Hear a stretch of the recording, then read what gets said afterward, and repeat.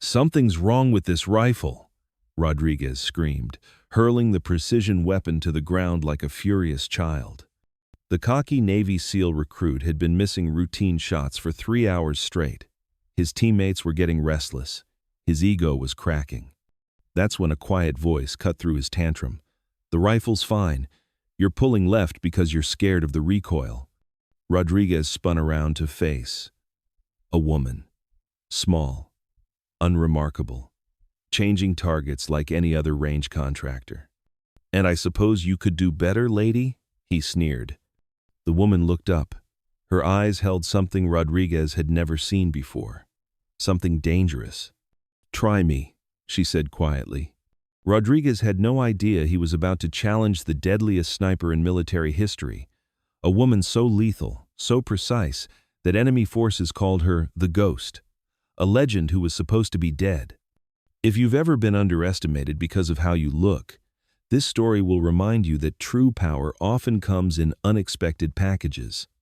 And if you believe everyone deserves respect regardless of their appearance, hit that like button, because this story is about to show you why assumptions can be dangerous. But to understand how devastating Rodriguez's mistake really was, you need to know who was really standing on that range. If you think you can judge someone's skills by their appearance, this story will shatter that assumption. Hit like if you've ever been underestimated. Laura Chen was invisible by design.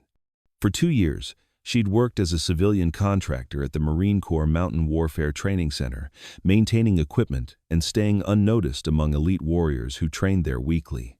The irony wasn't lost on her. Here she was, surrounded by America's finest warriors, and none of them had any idea they were working alongside the most lethal sniper in modern military history. Every morning at 0530, Laura arrived before the first training session to prepare ranges and equipment. She'd methodically check each rifle, calibrate scopes, and ensure every piece of gear met the exacting standards required for elite training. Her attention to detail was legendary among the staff. What they didn't know was that this precision had once been the difference between life and death in the mountains of Afghanistan. But Laura Chen was a carefully constructed lie. Her real name was buried in classified files so deep that even her commanding officers believed she was dead. Her real identity had been erased by the same government that had once pinned medals on her chest in secret ceremonies that officially never happened. The woman Rodriguez just challenged was Gunnery Sergeant Ghost, a call sign that had become legend among both American forces and enemy combatants across 3 provinces of Afghanistan. 247 confirmed kills across 3 deployments. A Congressional Medal of Honor recipient who couldn't claim her medal because admitting the operations existed would expose state secrets that had taken years to develop. Her longest confirmed kill was 1,847 meters, nearly 2 kilometers, in mountainous terrain with crosswinds that would challenge the most advanced ballistic computers. But distance was just numbers. What made Laura legendary was her ability to appear and disappear without detection, to position herself in locations enemy forces never thought to guard, and to eliminate high-value targets while leaving no trace of her presence. During her second deployment, she had spent 72 hours in a hide position, motionless except for breathing, waiting for a single shot that would eliminate a terrorist commander planning an attack on a U.S. convoy.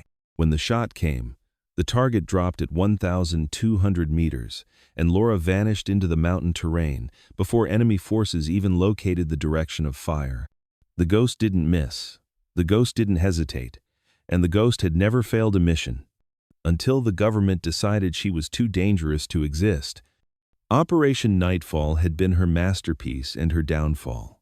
One night, 12 terrorist commanders, a single sniper eliminating an entire command structure with precision that bordered on supernatural.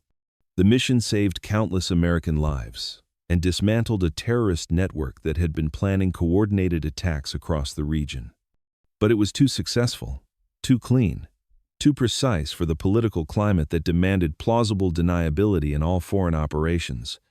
They offered her a choice: disappear forever or face court-martial for operations they'd never acknowledge. The choice wasn't really a choice at all. If she refused, Mission details would become public, exposing intelligence sources and methods that had taken years to develop. She chose to vanish, taking a new identity and a boring job where she could stay close to the military world that had been her life for 8 years. Her family received a folded flag and was told she had died serving her country. Her former teammates believed she was dead. Even her commanding officers believed the cover story. Only 3 people in the entire U.S. government knew the truth. Laura Chen was alive, living under an assumed identity, and working as a civilian contractor where she could watch over the next generation of warriors while maintaining operational security that kept intelligence sources protected. Now Rodriguez was about to learn why some legends hide in plain sight. What you're about to witness is why you should never judge a warrior by their cover. The most dangerous people often look the most ordinary. Rodriguez's morning had been a disaster that kept getting worse. 3 hours of missing shots that should have been routine for a Navy SEAL. His teammates were losing patience, and whispers were starting about whether he belonged in this elite training program. The pressure was mounting with each missed shot. Rodriguez had graduated from basic underwater demolition, SEAL, BUD-S, training with flying colors, earning respect from his instructors for his determination and physical prowess. He'd survived Hell Week, mastered underwater operations, and proven himself in urban warfare scenarios. But advanced marksmanship was exposing a weakness he couldn't hide behind bravado or physical strength. "Maybe try a different rifle?" suggested Johnson, a more experienced operator who had completed 2 deployments with SEAL Team 3. Johnson recognized the signs of a shooter letting emotion override technique. He'd seen it before in younger operators who hadn't yet learned to manage pressure in high-stakes situations. "It's not the damn rifle," Rodriguez snapped, his Texas accent thickening with frustration. "Someone screwed with the scope, or the barrel's warped, or something. This equipment is completely jacked up." His voice carried across the range, drawing attention from other training groups. The kind of attention that could follow a SEAL throughout his career if word spread that he couldn't handle basic marksmanship under observation. That's when the contractor spoke up from her position 20 feet away, where she was methodically replacing paper targets on the mechanical frames that allowed safe target changes without personnel walking downrange during active training. "The rifle's fine," Laura said without looking up from her work, her voice carrying clearly across the range despite its quiet tone. "You're jerking the trigger. Grip's too tight. You're fighting the recoil instead of managing it." The entire SEAL training group went silent. 6 elite warriors, each with years of combat experience, turned to stare at the civilian contractor who had just diagnosed Rodriguez's shooting problems with surgical precision from 20 feet away while not even watching him shoot. Rodriguez's face burned red with embarrassment that quickly transformed into anger. Being corrected in front of his teammates was humiliating enough, but being corrected by a civilian, and a woman who looked like she'd be more comfortable in a library than on a shooting range, was more than his ego could handle. "Excuse me?" He stalked toward her with the swagger of someone whose pride had just been wounded in front of his peers. "What could you possibly know about combat shooting? You probably learned to shoot at some civilian range firing at paper targets with a .22? Laura finally looked up, meeting his gaze with ice-cold calm that seemed to assess him with the precision of a laser rangefinder. Her eyes held something Rodriguez had never seen before. Not fear, not uncertainty, but a kind of predatory patience that made him unconsciously take a step back. "More than you, apparently," she said with quiet authority that somehow carried more menace than Rodriguez's shouting. The challenge hit like a lightning bolt across the range.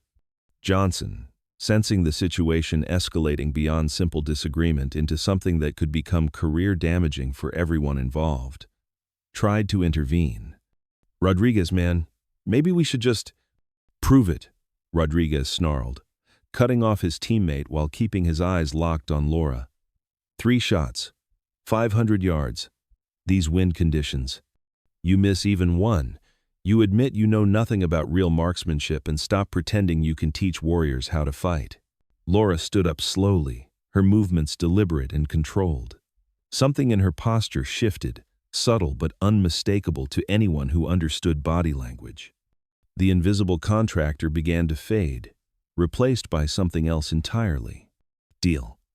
But when I hit all three, you run the mountain trail, full gear. 5 miles, 1,500 feet of vertical climb. The other SEALs exchanged meaningful glances. That trail was legendary throughout the training center for breaking even elite warriors. It was used as punishment for serious infractions and as the ultimate test of mental toughness when physical conditioning alone wasn't enough to separate the strong from the weak. Deal. Rodriguez grinned, thinking he had her cornered. The civilian was about to embarrass herself in front of a group of elite warriors, and he would be vindicated for his equipment complaints while simultaneously putting an uppity contractor in her place. Fatal mistake. Laura walked to his abandoned rifle with movements that suddenly looked different, precise, controlled, professional in ways that made experienced operators take notice. Johnson noticed it first, his combat-trained eye picking up subtleties that others missed. Jesus, look at her form. Rodriguez was about to learn that assumptions could be deadly, especially when they involved someone whose greatest skill was appearing to be something she wasn't. Rodriguez thought he was about to humiliate a civilian contractor. Instead, he was about to witness shooting that would redefine what he thought was possible. If you've ever had to prove yourself when no one believed in you, you know exactly how Laura felt right now. Laura picked up the rifle and everything changed. Her movements became fluid, precise, deadly. Rodriguez watched her check the weapon with movements he'd only seen from master snipers. She examined the scope mounts for tightness, tested the bolt action for smoothness, verified the trigger mechanism. Everything he'd blamed was perfect. "Rifle's fine," she announced, with the authority of someone who had handled thousands of weapons under conditions where equipment failure meant death. "Your technique isn't." As she settled into position, her entire presence transformed. The invisible contractor vanished. Something else took her place, something that moved with the predatory grace of an apex predator. "Holy shit," whispered Wright. "Look at her form." Laura's breathing became controlled and rhythmic, not the quick, shallow breaths of someone nervous about performing, but the deep, measured respirations of someone entering a state of absolute focus. Her body language shifted from civilian contractor to something that made seasoned warriors take notice. Johnson, who had completed 2 combat deployments, found himself studying her technique with professional interest. There was something about the way she handled the weapon that looked beyond professional. It looked like someone who had perfected these movements under conditions where mistakes meant death. She calculated wind speed by watching grass movement and dust patterns, estimated thermal effects from the afternoon heat creating updrafts, measured target distance with eyes that had made impossible shots across Afghan valleys. Her mental calculations incorporated variables that most shooters never even considered. This wasn't a civilian contractor anymore. This was a predator in her natural environment. The target loomed 500 yards away, a standard military silhouette partially obscured by shadow from a nearby hill. Wind gusting inconsistently from the northwest at 10-15 miles per hour. Conditions that would challenge any sniper, but Laura had made harder shots while under enemy fire. Laura found her respiratory pause, 2000 self. That moment between breaths where the body is perfectly stable and the heartbeat has minimal effect on rifle movement. Her finger moved to the trigger with the kind of muscle memory that comes from thousands of hours of practice. The fundamentals her grandfather had taught her decades ago merged with advanced techniques learned through years of military training and refined through countless hours of combat application. Sight alignment, sight picture, natural point of aim, follow through. She fired. Perfect center hit. The range went silent except for wind whistling through mountain peaks and the distant echo bouncing off canyon walls. "Lucky shot," Rodriguez muttered, but his voice lacked confidence. A perfect center hit at 500 yards in these conditions wasn't impossible, but it wasn't easy for someone who was supposedly just maintaining equipment. Laura cycled the bolt with mechanical precision that spoke of muscle memory developed through years of intensive training. The spent brass ejected in a perfect arc, landing with a metallic ping on the concrete shooting bench. Second round chambered. Same position. Same breathing. Same impossible focus. She fired again. Another perfect hit, less than an inch from the first. Now the SEALs were paying serious attention. 2 perfect shots at 500 yards wasn't luck. It was skill. Real skill. The kind of skill that required years of dedicated training and natural talent that couldn't be faked. "Jesus Christ," Wright whispered, pulling out his spotting scope for a better look. "Both shots are touching." For the third shot, Laura made micro-adjustments based on information gathered from the first 2 rounds. Wind had shifted slightly during the shooting sequence. Thermal conditions changed as clouds moved across the Sunday. The rifle itself had warmed up, minutely affecting barrel harmonics that influenced bullet flight. A good shooter might notice these changes. A great shooter might adjust for some of them, but Laura incorporated all of them into a mental ballistic solution that accounted for variables most shooters never even considered. Third shot. Perfect placement. 3 bullets. 1 hole that could be covered by a quarter at 500 yards. Complete and profound silence. Rodriguez's face had gone gray. The other SEALs stood in shock that bordered on disbelief. This wasn't just extraordinary marksmanship. This was legendary-level precision that suggested capabilities far beyond what any civilian contractor should possess. Laura stood, handed back the rifle with the same casual efficiency she'd shown when picking it up, and smiled for the first time that morning. Not the friendly smile of base personnel, but the confident smile of someone who had just proven a point. "Trail starts at 1,700 hours, she said quietly. "Don't be late." What Rodriguez just witnessed was shooting that defied explanation. But he still had no idea who he'd really challenged.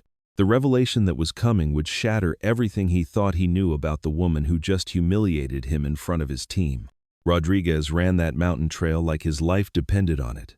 5 miles of brutal elevation in full combat gear, the kind of punishment that broke even elite warriors. When he finished, gasping and broken at the 8,000-foot elevation, Laura was waiting at the finish line with a bottle of water and an expression that had shifted from contractor neutral to something approaching respect. "Ma'am," he panted, sweat streaming down his face despite the cool mountain air. "That was impossible shooting. I've never seen anything like it in 5 years of military training." Laura studied him carefully.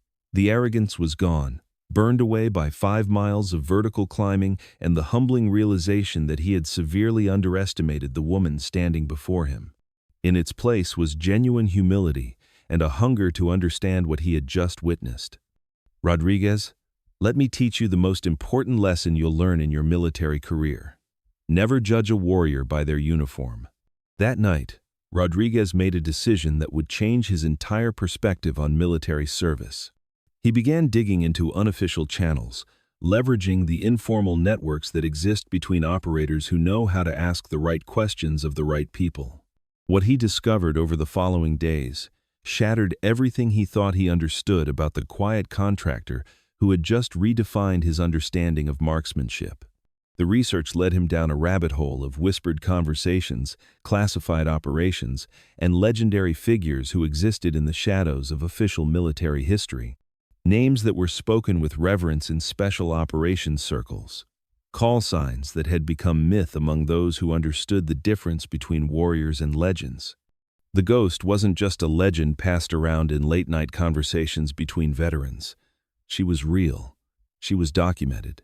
And she was standing right in front of him every day, changing targets and maintaining equipment while hiding skills that most snipers only dreamed of possessing. The next morning, Rodriguez approached Laura during her routine maintenance with a mixture of awe and trepidation. He had spent the entire night processing what he had learned, and the weight of that knowledge was visible in his body language as he approached her workstation. "Ma'am," he said quietly, ensuring no other personnel were within earshot. "I know who you are." Laura's posture shifted almost imperceptibly, her body language becoming more alert, more ready. The casual contractor disappeared, replaced by someone who had survived years of combat by constantly evaluating threats and opportunities. "Do you?" The Ghost. Afghanistan. 247 confirmed kills. Operation Nightfall. Rodriguez paused, choosing his words with the care of someone who understood he was walking through a minefield of classified information. I also know why you're here instead of getting the recognition you deserve. Laura evaluated him for a long moment, her mind running through security protocols and risk assessments that had kept her alive through 3 deployments in hostile territory. Was this young SEAL a security risk who would compromise the operational security that had protected intelligence sources for years? Or was he an opportunity to trust someone with a secret she had carried alone for 2 years? And what are you planning to do with that information? Rodriguez straightened to full military attention, his entire demeanor shifting to reflect the respect he now understood was appropriate for the woman before him. Request permission to learn from you, ma'am. Whatever you're willing to teach. I realize now that I've been in the presence of one of the most skilled warriors of our generation, and I've been too ignorant to recognize it. The transformation happening in Rodriguez right now is something we all need to experience. The moment when we realize our assumptions were completely wrong. Think about a time when someone surprised you with skills or knowledge you never expected. Share that story in the comments below. Laura watched Rodriguez carefully. She saw genuine respect where arrogance had been, real humility where pride had ruled. This wasn't the same cocky recruit who had challenged her hours earlier. "What makes you think I have anything to teach?" she asked quietly. "Because legends don't happen by accident," Rodriguez replied. "And someone doesn't earn 247 confirmed kills without mastering things that can't be learned from books." Over the following weeks, an extraordinary mentorship developed that would become the stuff of legend within special operations circles. Officially, Laura continued her duties as a civilian contractor while Rodriguez completed his advanced training curriculum with renewed focus and humility. Unofficially, she began teaching him techniques that weren't in any manual, skills that had been developed through years of combat application in some of the most dangerous terrain on Earth. The training sessions took place after hours, away from the scrutiny of official instructors and curious eyes. Laura taught Rodriguez about reading wind patterns in mountainous terrain, showing him how to identify thermal layers and pressure differentials that could affect bullet trajectory over extreme distances. She demonstrated how to calculate ballistic solutions for shots that pushed the limits of both physics and human capability. But more than technical skills, she taught him about the mental discipline required to remain motionless for hours while waiting for a single perfect opportunity. The psychological endurance needed to maintain focus when lives hung in the balance. The weight of responsibility that came with the power to take human life from distances where the target never even knew death was approaching. Every shot you take in combat represents someone's father, someone's son, she told him during one of their informal training sessions as they practiced on a range illuminated only by starlight.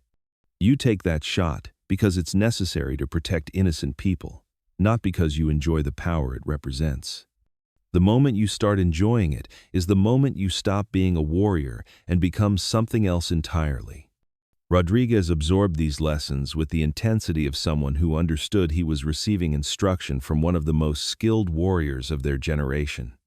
His shooting improved dramatically, but more importantly, his understanding of what it meant to be a professional soldier evolved in ways that would serve him throughout his career and beyond. Word of Laura's abilities began to spread quietly through the special operations community, carried by the informal networks that exist between professionals who recognize true expertise when they encounter it. Instructors began consulting with her unofficially on training methodologies, seeking her input on problems they couldn't solve through conventional instruction.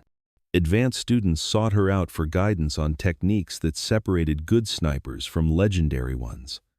But Laura was careful to maintain her cover, never officially acknowledging her background or claiming credit for her wartime achievements.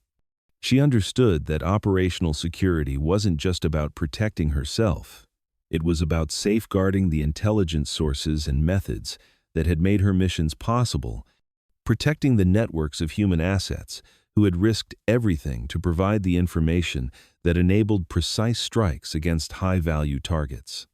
To the official world, she remained Laura Chen, civilian contractor, unremarkable in every way that mattered to bureaucrats and administrators who measured success in spreadsheets and quarterly reports. To those who knew better, she was something far more valuable, a living repository of knowledge and skill that couldn't be found in any textbook or training manual. A bridge between the theoretical world of military education and the brutal reality of combat operations, where split-second decisions meant the difference between mission success and catastrophic failure.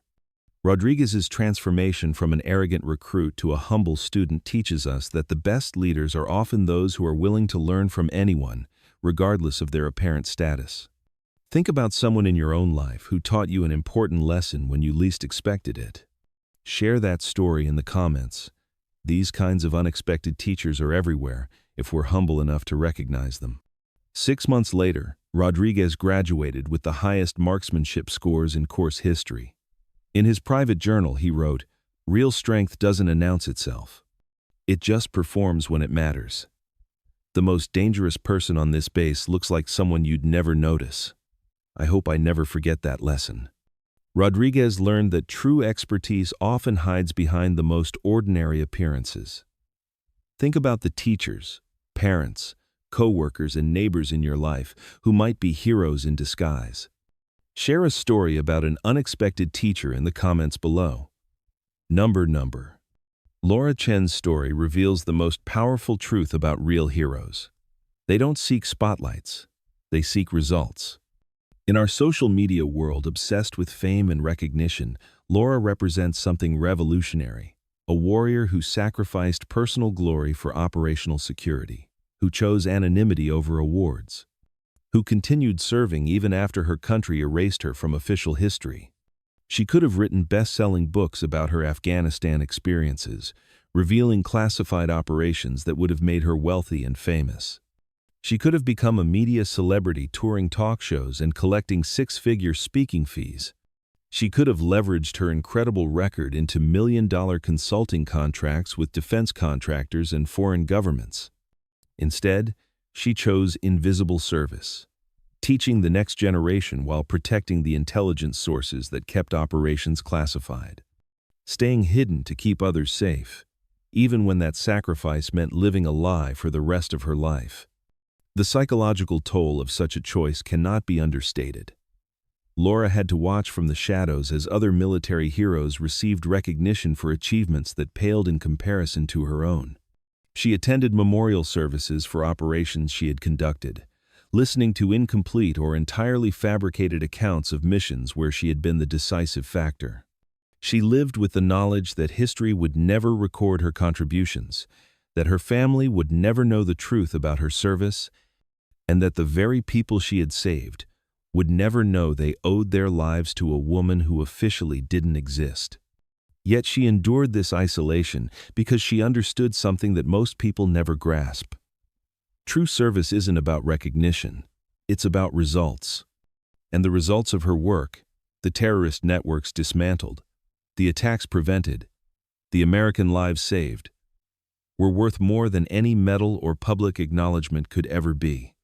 Every day, people like Laura walk among us unrecognized, carrying burdens that most of us cannot imagine. The elementary school teacher working extra hours without pay because she cares about her students' futures, knowing that their success may be the only recognition she ever receives. The parent sacrificing career advancement to provide stable homes for their children, understanding that their sacrifices may never be acknowledged or appreciated. The coworker solving problems without taking credit, the neighbor helping without expecting recognition, the first responder risking everything for strangers who will never know their names. These hidden heroes form the invisible backbone of our society, performing acts of service and sacrifice that make our comfortable lives possible. They don't wear uniforms or carry weapons, but they fight battles every day against ignorance, poverty, neglect, and despair.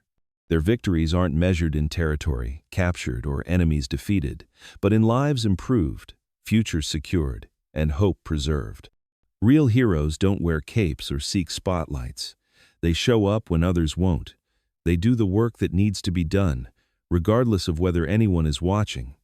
They make the hard choices that others avoid, accepting personal cost for the greater good, and they do it all without expecting parades, medals, or even simple acknowledgement. Rodriguez learned this lesson through humiliation and hard physical training, but he learned it completely. It transformed him from an arrogant recruit focused on personal glory into a professional warrior who understood that true strength lies not in dominating others, but in serving something greater than yourself. The most dangerous person in any room might be the quiet one in the corner, listening and observing while others compete for attention. The most skilled warrior might look like a librarian, a teacher, or a contractor changing targets on a shooting range. The greatest hero in your community might be invisible by choice, working behind the scenes to make your world safer and better without ever seeking credit or recognition. Laura's story challenges us to never judge capabilities by appearances, job titles, or social status. The person next to you on the bus might be a Medal of Honor recipient living under an assumed identity. The janitor in your building might be a published author supporting a family while pursuing their art. The quiet teacher at your child's school might have saved lives in ways you'll never know, carrying secrets that could never be shared but continue to protect others. If this story moved you, take a moment to recognize the unsung heroes in your life. Comment below about someone who deserves recognition but never gets it.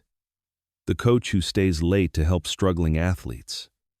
The nurse who comforts patients during their darkest hours. The neighbor who quietly helps elderly residents with their groceries. Sometimes acknowledging quiet contributions is the most powerful gift we can give. Subscribe for more stories about extraordinary people hiding in plain sight. Every Wednesday, we share another story about real heroes whose greatest strength is their humility, whose most powerful weapon is their willingness to serve without recognition. Because the most powerful people in the world are often the ones who never tell you how powerful they are. They just show up when it matters most. Like the ghost, Laura Chen, who proved that legends don't always announce themselves. Sometimes they just replace targets on a shooting range, waiting for the moment when someone needs to learn that assumptions can be deadly, and that true strength often comes disguised as ordinary competence.